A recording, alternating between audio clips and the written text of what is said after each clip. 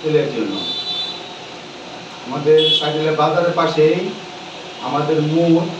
8 গুণ্ঠ জায়গার ভিতরে আমার চাচার 1 গুণ্ঠ জায়গা আর 7 গুণ্ঠ জায়গায় আমার, এবং পাশে অন্যত্র লোকের বাড়ি করতে বা বাসা করতে। এমন হইল আমাদের যে জায়গা, এই জায়গার ভিতরে 7 গুণ্ঠ জায়গায় আমার 1 গুণ্ঠ তো চাচার, মানে চাচা 1 গুণ্ঠ জায়গা বিক্রি করে লাইতেছে আরেক জায়গা, এই পাশে কাজল মৌলবীর কাছে। তাহলে এই জায়গাটা তো রাখলে আমরা রাখবো, চাচা তো অন্য কোথাও বিক্রি করলে আমরা জিগাইছেও না, কোনো কিছু না, আমাদের ভিতরে বিশৃঙ্খলা লাগানোর জন্য চাচা এটা বাইরের লোক নেয় না, বা বাইরের লোকের বাইলবাটা করিয়া চাচা ওই দিকে বাইনা লইছে। এটা বাইনার ব্যাপারে জিগাইতে গা চাচারে আমি জিগাইতে গা, তখন আবুল কাসেম আমার আরেক চাচা, ওই চাচারে ওই চাচা নিয়ে গেছে, এনে নিয়ে গিয়ে মনে করেন তারা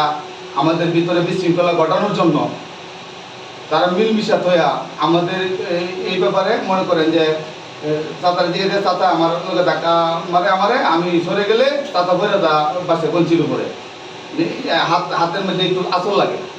মানে এই ব্যাপারে চাচা থানাতে মামলা করবো বা ইয়া করবো, এটা তো আর আমি জানি না বা